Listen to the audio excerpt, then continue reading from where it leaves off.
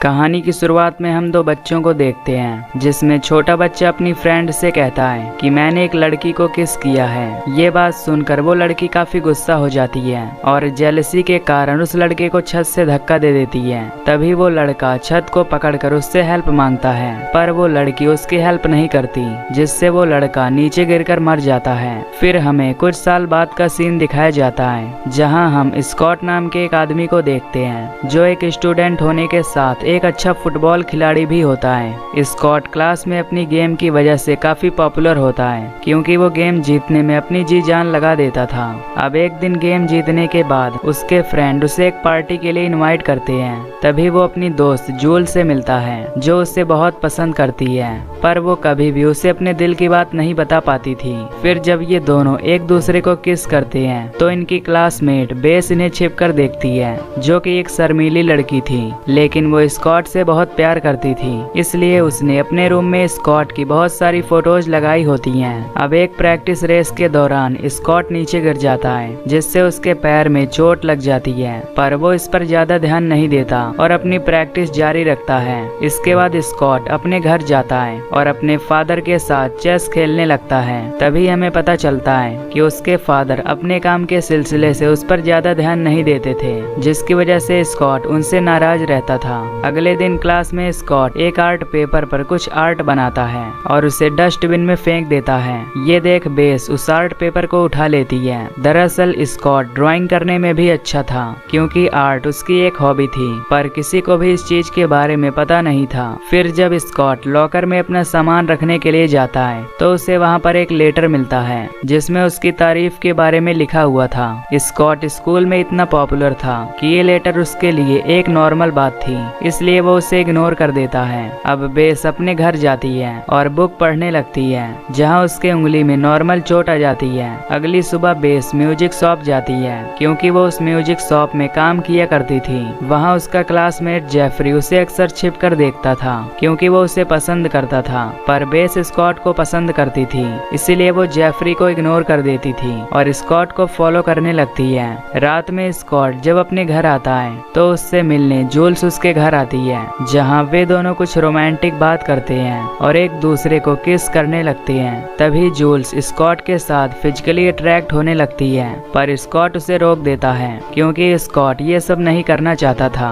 फिर जूल्स अपनी एक न्यूड फोटो क्लिक करके स्कॉट के पास सेंड कर देती है और यहाँ से चली जाती है। फिर जब जूल्स अपने घर पहुँचती है, तो हम देखते हैं कि कोई छिपकर उसका पीछा कर रहा है। इधर जेफरी बेस को इम्प्रेस करने की कोशिश करता है और उसे अपना पेन ड्राइव देता है, जिसमें कि उसका कुछ फेवरेट सॉन्ग था, पर बेस उस पर ध्यान नहीं देती, क्योंकि उसका जेफरी में थोड़ा भी इंटरेस्ट नहीं था। अब बेस घर के अंदर आती है और अपने लैपटॉप पर जूल्स की फेसबुक प्रोफाइल ओपन करती है, जहां उसे जूल्स और स्कॉट की कुछ फोटो दिखाई देती है। बेस इन फोटोज को ध्यान से देखती है, जिससे उसे जूल्स से जलन होने लगती है और वो स्कॉट से मिलने का फाइनली डिसीजन लेती है। इसके बाद बेस एक लेटर स्कॉट के घर छोड़ आती है, जिसमें उसने एक जगह और टाइम लिखा हुआ था। इधर स्कॉट एक्सरसाइज कर रहा होता है, तभी उस पर कोई नजर रखने लगता है, पर स्कॉट को इस बात का पता नहीं होता, इसलिए वो अपने घर चला जाता है। घर आने के बाद स्कॉट को बेस का लेटर मिलता है, जिसमें उसने बेस को एक जगह पर मिलने के लिए बुलाया था। इधर बेस उसी जगह पर जाती है जहाँ उसने स्कॉट को बुलाया हुआ था, लेकिन काफी देर वेट करने के बाद भी जब स्कॉट वहाँ नहीं आता, तो बेस बहुत दुखी होती है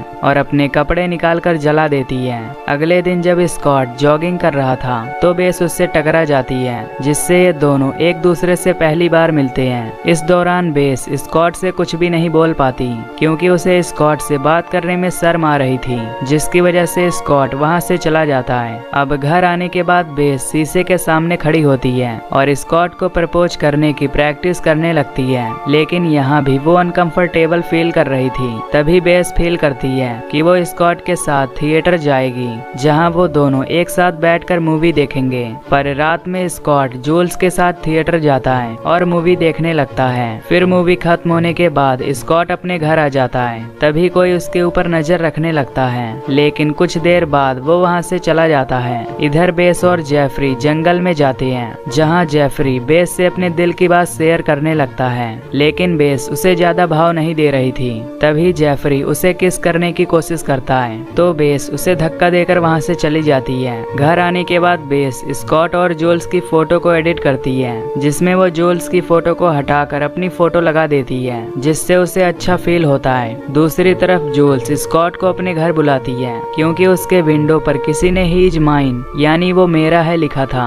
ये देख स्कॉट को लग रहा था कि ये सब जूल्स ने ही लिखा होगा, इसलिए वो इसे मजाक में लेने लगता है, जिससे जूल्स गुस्सा होकर अंदर चली जाती है। अब एक कॉफी शॉप में स्कॉट की टीचर ब्राउन स्कॉट के साथ फ्लर्ट करती है। वहीं बेस ये सब देख रही थी। फिर जब स्कॉट वहाँ से जा रहा था तो बेस उससे कहती है कि मैं तुमसे प्यार करती हूँ, इसलिए मैंने तुम्हारा एक स्केच बनाया है। ये सुनकर स्कॉट को काफी गुस्सा आता है और वो बेस का स्केच फाड़ देता है, जिसे देख बेस का दिल टूट जाता है। दूसरी तरफ ब्राउन रनिंग करते हुए जंगल की तरफ जाती है, जहाँ कोई अनजान आदमी उस पर हमला कर देता है, जिससे ब्राउन घायल होकर नीचे गिर जाती है। इसके बाद वो आदमी स्कॉट के फोन से जूल्स की न्यूड फोटो वायरल कर देता है, जो जूल्स ने खुद स्कॉट को भेजा था। फिर जब स्कॉट को इस बात का पता चलता है तो उसका शक बेस पर जाता है, क्योंकि स्कॉट ने पिछली रात बेस को डांटा था। इसलिए स्कॉट बेस से पूछता है कि तुमने ब्राउन पर हमला क्यों किया। इस पर बेस उसे साफ मना कर देती है, जिससे स्कॉट गुस्से में उस पर चिल्लाने लगता है। तभी वहाँ जेफरी आकर स्कॉट को ऐसा करने से रोकता है, जिसकी वजह से स्कॉट का गुस्सा जेफरी पर निकल जाता है। इधर जूल्स अपनी फोटो को वायरल देखकर स्कॉट से नाराज होती है, तो स्कॉट उससे माफी मांगने के लिए जाता है, पर जूल्स उसकी एक भी नहीं सुनती और वहाँ से चली जाती है।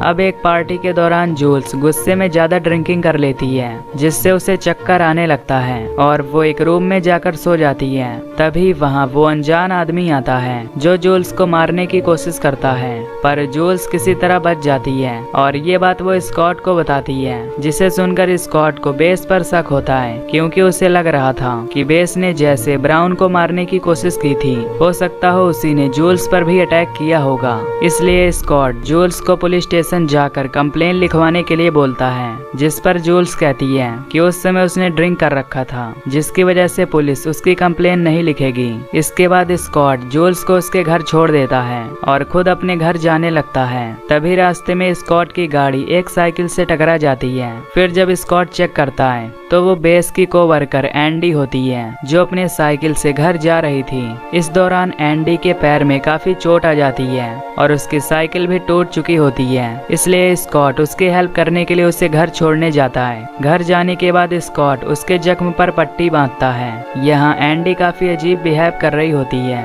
तभी मौका पाकर एंडी स्कॉट को बेहोश कर देती है, जिससे हमें पता चलता है कि स्कॉट का पीछा एंडी ही कर रही थी, यानी उसने ही जूल्स पर हमला किया था और वो हर वक्त स्कॉट पर नजर रख रही थी। तभी फ्लैशबैक से हमें पता चलता है कि एंडी ने अपने हाथ से ही अपने घुटने को जख्मी कर दिया था, ताकि स्कॉट उसे उसके घर छोड़ने जाए, और इसने ही स्कॉट के टीचर ब्राउन पर भी हमला किया था। साथ ही उसने जूल्स की फोटो को भी वायरल की थी, क्योंकि वो स्कॉट को पाना चाहती थी, जिसके लिए वो कुछ भी करने को तैयार थी।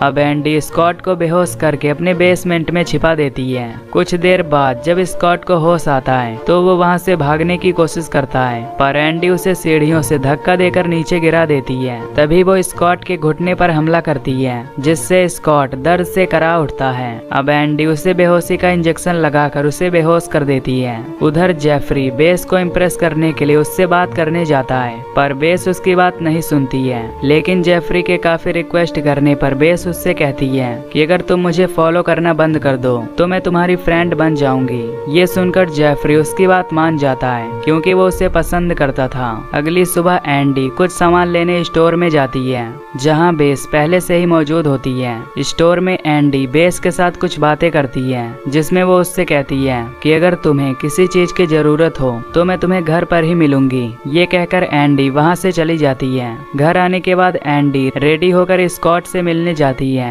जहाँ स्कॉट को होश आ चुका था। तभी एंडी के घर उसका बॉस डेविड आता है, जो एंडी को पसंद करता था, इसलिए वो उसके साथ शादी करना चाहता था। पर एंडी का डेविड के लिए कोई फीलिंग नहीं था, जिससे वो उसके पेट में चाकू घुसाकर उसे जान से मार देती है। फिर वो खून लगा हुआ चाकू लेकर स्कॉट के पास जाती है और उसे अपनी ड्राइंग बनाने के लिए कहती है, पर स्कॉट मना कर देता है और दोबारा से वहाँ से भागने की कोशिश करता है, लेकिन वो वहाँ से भाग नहीं पाता।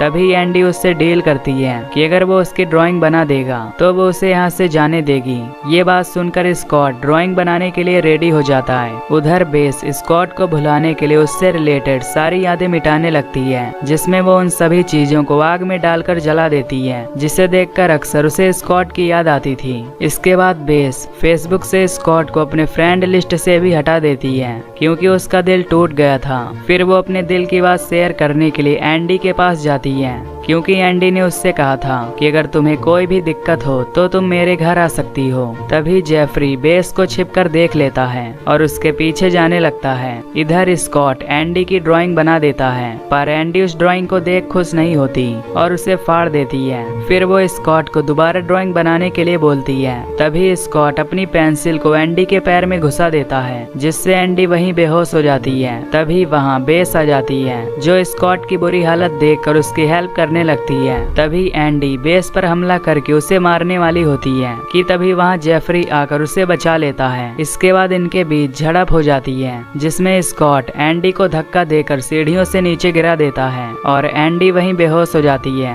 फिर ये लोग बाहर निकलकर दरवाजे को लॉक कर देते हैं। सीन शिफ्ट होता है और हम कुछ दिन बाद का सीन देखते हैं, जहाँ बेस और जेफरी दोनों एक दूसरे को पसंद करने लग गए थे।